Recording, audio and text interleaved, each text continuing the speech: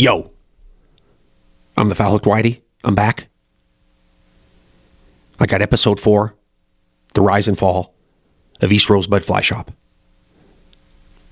But before we get into any of that, Fly Fishing Nielsen ratings came in. And I feel a little bit better.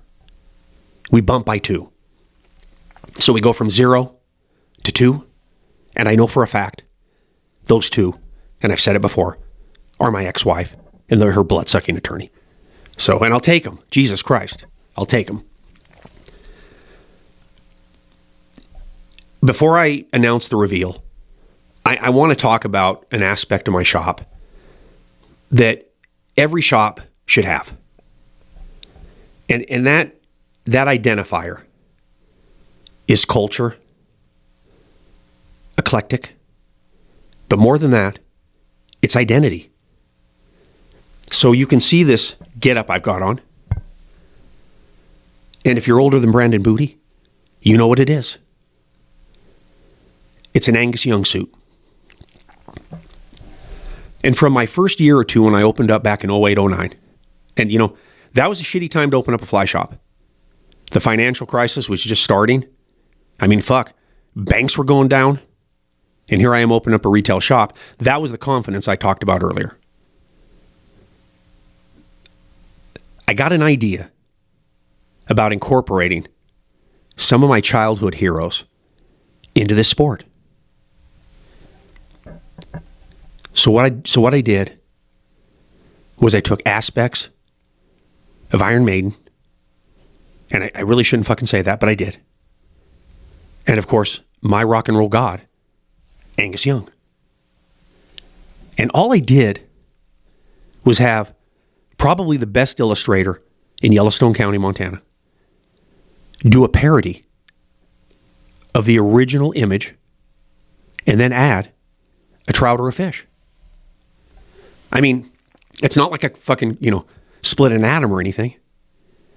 But it was ingenious in the sense that I appealed to my demographic. I mean, I've got to appeal to my demographic because, as you've seen with some of our episodes with Booty, the younger generation doesn't fucking know my generation. I mean, the last time I got married to a young woman. In fact, she didn't even really know who Angus Young is. So I took these images, had that artist, the great Seth White, who professionally is a tattoo man, and it instantly gave me something different. And you really need that nowadays if you've got a fly shop.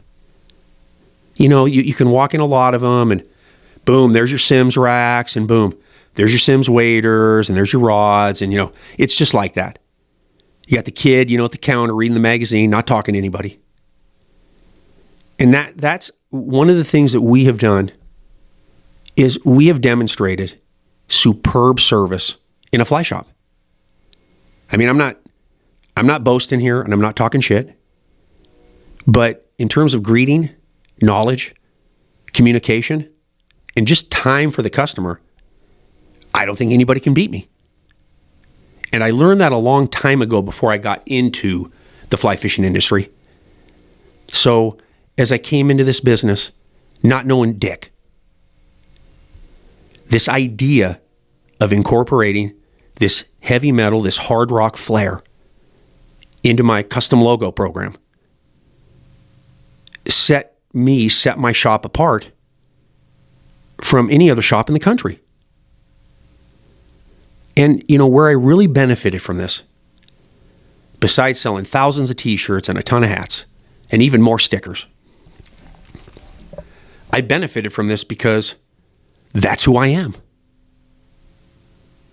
I've had some crazy, crazy responses from grown men who buy these shirts, who love these images. I mean, I've had kids, young people, buy them for their dad for Christmas or buy them for Father's Day. I've had people stop people wearing this stuff and say, where the fuck did you get that? What is that? And, let's face it, there's a fucking legal side to this. Have I ever gotten any permission from Anybody I've ever, used in this type of imagery? No, I haven't. That's a Foul Hooked Whitey move. But I've told lots of people that have asked, did you get permission? When I tell them no, I follow it right up with, if I got a letter of cease and desist. And that's what I would get if, either one of these band entities wanted to stop me. If I got a letter of cease and desist, I'd fucking stop. It's not like I put my kids through fucking college by selling these Angus Young t-shirts. And, things have changed. Copyright is copyright, and I respect it. But all of our images were redrawn. They're clearly a knockoff. They're clearly a parody. But it isn't some digital bullshit. And, that's what the younger folks do now. They just fucking cut and paste, bitch. Not me. I went through the trouble and the money of hiring that great artist I was talking about, Seth White. And, I've had a bunch of employees in the 15 plus years I've run a shop. But, I got to be straight. I'm not sure if anybody has individually benefited my shop besides Seth and that fucking artwork. Because a lot of my stuff is known nationally. Some of the stickers that we've done have really been successful. I came up with the Trout Lives Matter sticker. And, I did it in the exact logo font as the Black Lives Matter. And, fuck that. That's offensive. Trout Lives Matter. People loved it. I got a call one day from some dude up by Kalispell here in Montana. And he's like, hey, are you the owner? I'm like, yes. He's like, well, we're going to take you to court. I'm like, what are you going to take me to court for? Who the fuck is this? And he's like, I'm blah, blah, blah. And I've got a website, blah, blah, blah. And I'm like, well, what the fuck are you going to take me to court for? He's like, you're using our Trout Lives Matter logo. I'm like, motherfucker, I am not. I had that fucking done. And he's like, well, we've got it copyrighted. And I said, bitch, do you have a fucking pencil? He's like, what do you mean? I'm like, do you have a fucking pencil? He's like, I'll get one. I'm like, good. He's got one. I give him the name of my fucking attorney and I tell him never fucking call me again. What a punk. But that's how imagery, logoing can be. I'm friends and I have the utmost respect for Derek DeYoung. I've made that clear. And, I had an incident with my website getting ripped off, and I talked to the DeYoungs because I know they've been ripped off a ton.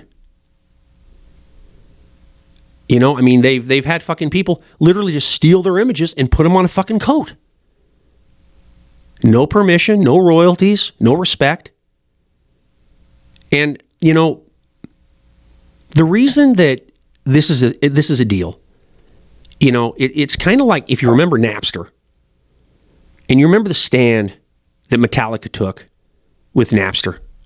Fuck, they pissed off hundreds and hundreds of thousands of music fans. They really pissed off a lot of people by taking a stand.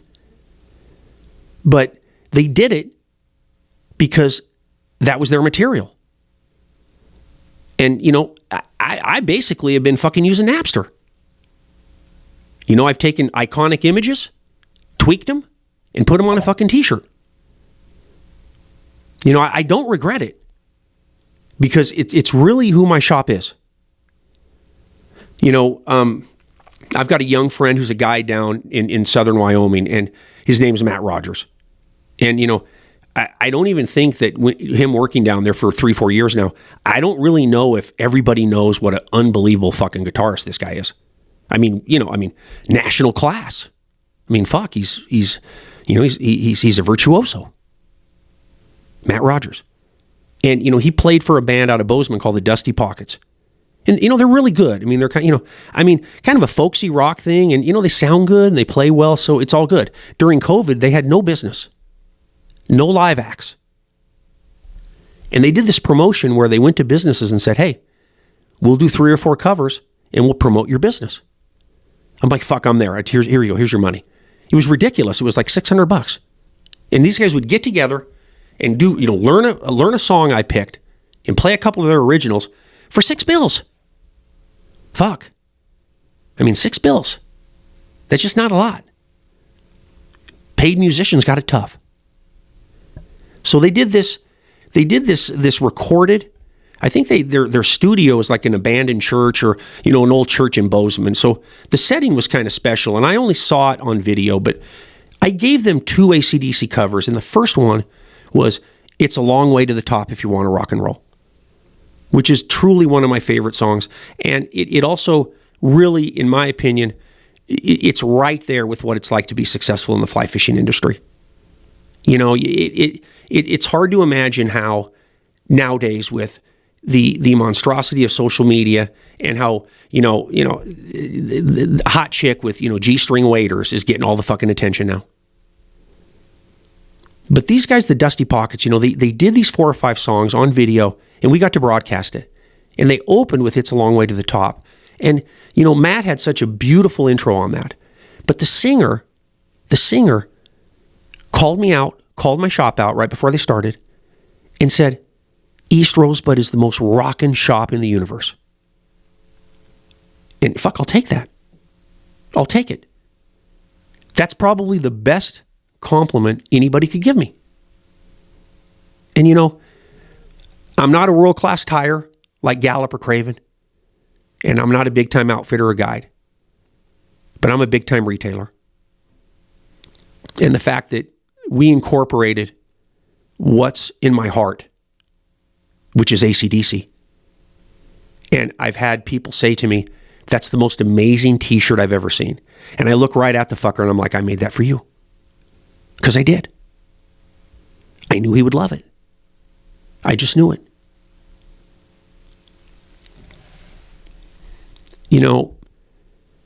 Shops that don't have an identity end up kind of being stale.